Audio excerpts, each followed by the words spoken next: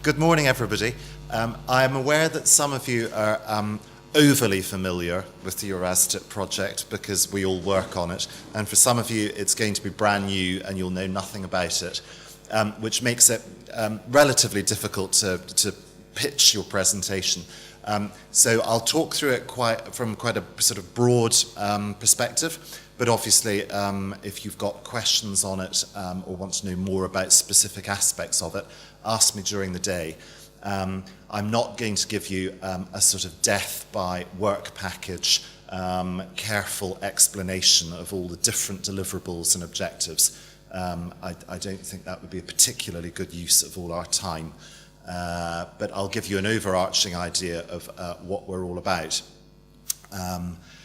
Just to repeat who I am, I'm the project manager of EURASTiP.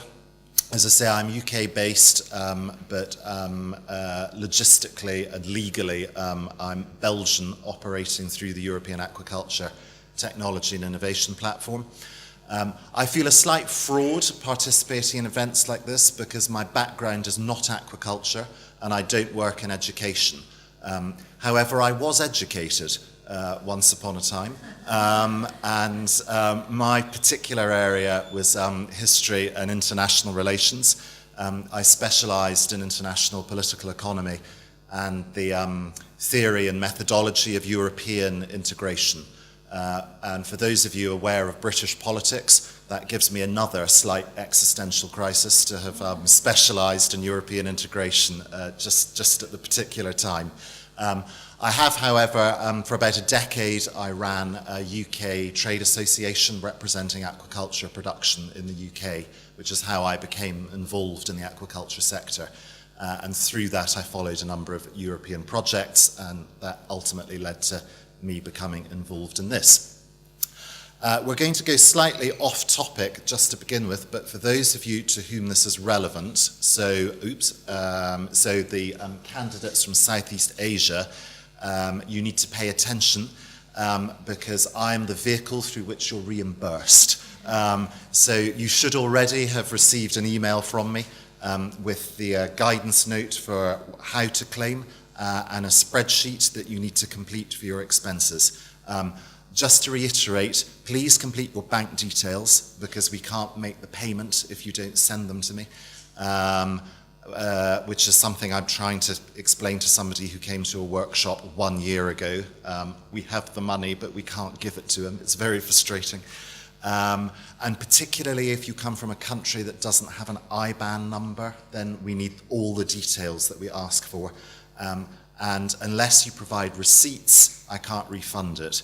If it was me, I would, because I'm a kind and generous man. But the European Commission don't let us do it unless we have evidence that the expense has been incurred. And if you have any questions about it, then obviously speak to me during the day. So back to work. This is a rather busy slide. But what's the main principle of EURASTiP? The objective that we have is to evaluate, and I would emphasize it's to evaluate whether or not this is going to work. It's not a foregone conclusion that it will, but we're looking at the launch of an international multi-stakeholder platform for sustainable aquaculture. What does that mean? Well, the European experience is that international cooperation is best facilitated through a multidisciplinary and a multi-stakeholder approach. And there's consensus from the European perspective that this working methodology, the multi-stakeholder approach, would benefit Southeast Asian aquaculture. And we think this because the European Commission has promoted across all manner of different industry sectors, technology and innovation platforms, not just in aquaculture, in terrestrial farming, in aeronautics, in the nuclear industry, in biomedical research, across the board, every sector. And this involves academia, industry, consumer organizations, individuals coming together to prioritize collectively their research and innovation agenda. And we have a platform for aquaculture and where the Commission sees benefit in us expanding this working approach to other regions. Why Southeast Asia? 70% of our seafood in Europe is imported, and the majority, about 65% of that, depending what statistics you care to use, comes from Southeast Asia. Consumer demand for aquaculture products, as I think we probably all know, is rising, and it's expected to double. And aquaculture is seen as the only viable way of meeting that market demand, with Southeast Asia being identified as key for that. And what's important from a European perspective is that whilst 65% of our 70% of import comes from Southeast Asia, we represent, for those countries, only 10% of their export market. We're a lot less significant than we might like to think we are. The majority of that product going to other Southeast Asian countries, China and India. So we're looking at strengthening our collaboration with those countries. What the project is therefore looking to do is test pilot technology and innovation platforms, and we're working with 3 partner countries, Thailand, Vietnam and Bangladesh. And for the purposes of this project, we stretch geographical boundaries so that Bangladesh is definitely Southeast Asia. And then the idea ultimately, should these prove to be successful, is that the Asian technology and innovation platforms will work with the European technology and innovation platform, and will have a EURASTiP, a European Asian technology and innovation platform. And if all of that sounds a bit complicated, there's a nice little diagram to try and make it straightforward for you of what we're trying to do. In terms of the nuts and bolts, we're a 3-year-long support action. We're now halfway through. We've just passed the 18-month stage. It's a €2 million project, so not the largest funded project from the Commission, but by no means the smallest. And we are responding to a call of reinforcing international cooperation on aquaculture production, building on 40 years of joint working between our 2 regions. The motivation for that, as I say, it's building on the success of past joint working. And basically, there's continuing political and economic desire for greater collaboration between the 2 regions, both from Southeast Asian nations and ourselves. There's a continuing academic requirement for greater collaboration, and there's a continuing industry desire for greater collaboration. But on top of all of those, as we're all aware, we're all here today from around the world, there's an increasingly global nature of our sector and our industry, and we have common drivers throughout the world talking about sustainability and food safety and product quality and independent audit and certification of product. All those issues are as relevant to Southeast Asian production as it is to South American production, as it is to European production. So we can't look at things from individual regional perspectives any longer. Just briefly, in terms of the selection of the Southeast Asian partner countries, the principal countries that were identified were Vietnam, Thailand and Bangladesh. But there are people in the room today that are the living evidence that we don't just restrict ourselves to those countries. So we work with anybody in the ASEAN bloc, and we have further links through ASEAN FEN, the Fisheries Education Network of ASEAN. We've had outreach meetings in Indonesia last year, in Malaysia and in Thailand.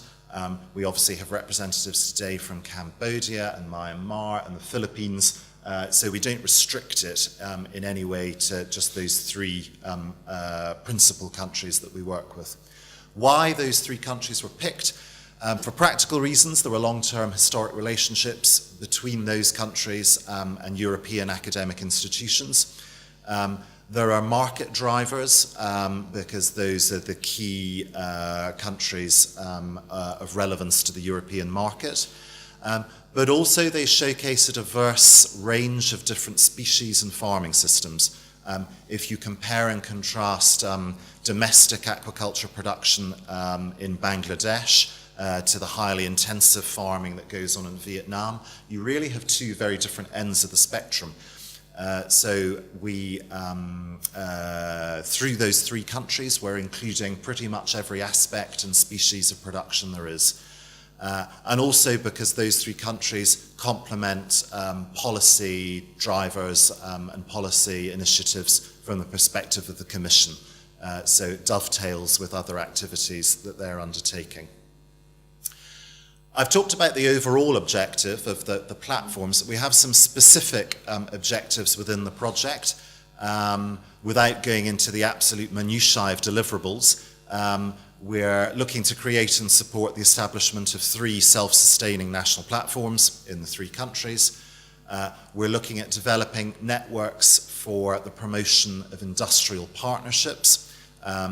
This is more an area that Ghent and my colleague Mika is leading on, looking at funded exchange opportunities for industry, educator or research exchanges between European and Southeast Asian countries, and also brokerage activities for representatives of Southeast Asian aquaculture to come to Europe and vice versa. We're looking at common standards for the planning and operation of sustainable aquaculture. These are the cross-cutting issues I was talking about, so spatial planning, health and welfare, food product, safety, certification, and this is an area that the University of Wageningen is leading on, and I can obviously talk about that more later on today. And this is the one of particular relevance to us today. We're looking to reinforce professional skills in industry, the research and teaching arenas, which is where we come in today, looking at international education and training networks and European and Asian training programs. The national platforms will be, it was perceived that they will have a key role in that. And then we also have some certain other objectives which will be of less interest to everybody regarding dissemination, project management and European policy. So we've been going for 18 months. What impact have we had to date? This is the 3rd of the innovation workshops that we're looking to do. We've met before in Malaysia and Indonesia. We have finished one exchange call for the funded exchanges, and some of those exchanges are taking place at this moment. And the second funded call is live at the moment, giving bursaries of up to €3,000 for exchanges between our 2 regions. Stakeholder mapping has been undertaken and posted for aquaculture, the aquaculture sector in the 3 client countries we're working with. The 3 national pilot platforms are established.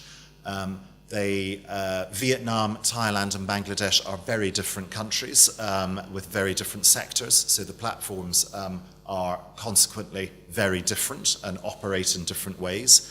But we have local managers running them.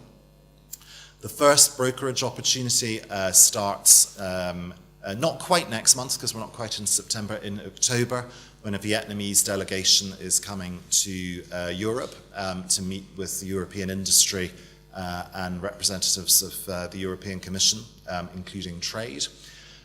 Through EURASTiP, there are EURASTiP mirror platforms, so that would be, if EURASTiP is the collective organization across Europe, the mirror platforms are the national organizations within member states, and there have now been 4 opportunities for those mirror platforms to meet, funded by the EURASTiP initiative, and work has been undertaken on alignment of certification and standards between our two regions.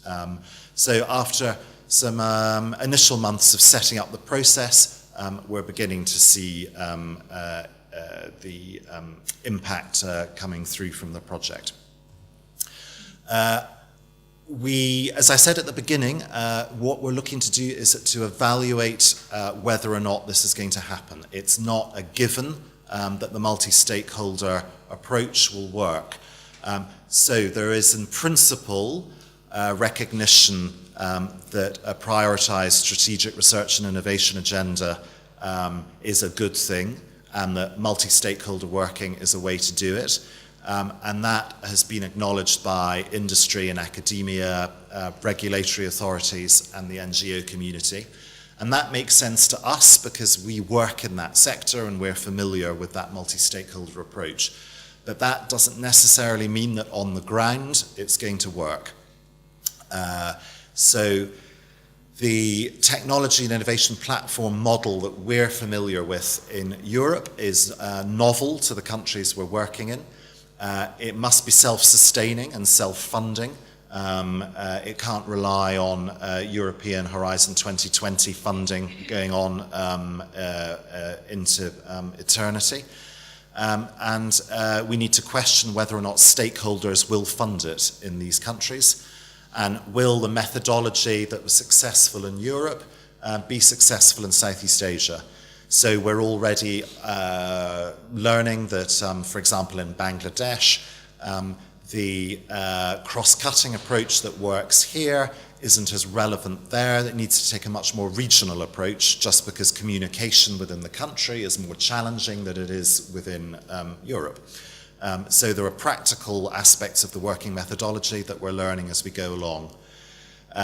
That will be dependent on intra-regional collaboration, so how much do producing countries within Southeast Asia want to work with each other, and obviously dependent on international cooperation and collaboration, which isn't always a given. Having worked with European producers, I know that certain European producers are not keen to see Southeast Asian aquaculture develop because they see it as market competition. So we have to address good old-fashioned prejudice and problems like that. We will make the world a better place, though. I'm confident in that. It's a simple objective we have to deliver. And what we also need to acknowledge is that aquaculture is not always the most significant factor, whatever we may think. We work in our sector and we understand it and we obviously see the benefit of it. But in greater geopolitics, aquaculture is sometimes, to use an analogy, a smaller fish in the pond. We've had incidences in the past, for example, of representatives coming from a Southeast Asian country and then all of their visas have been revoked at the last minute because governments are playing games with whether or not they will authorize academics to leave their country. That's got nothing to do with aquaculture, that's got nothing to do with international collaboration, and it's everything to do with politics within those countries. So there are other things to look at. And I will finally leave you with various links, and when you get access to all of these presentations in due course, you'll have those. I draw your attention, first of all, to the news feed. It takes you a few seconds to follow something, and then you'll get news updates on what's happening. I particularly draw your attention to the exchanges and the brokerage, which my colleague will talk about later on. Because in crude terms, that's an opportunity to access funding to practically put into practice all what we're talking about, strengthening the links between European and Southeast Asian aquaculture. So I hope in a project, which I keep calling a project, but it's actually an international development and support action. There's no representative of the Commission here, fortunately, but I should say that's what we are, an international development action. There's quite a lot in it, and I've rushed over it very broadly. But I hope that gives you an idea of what we're trying to do. And if you have further questions on it, stop me at any point during the day. Thank you.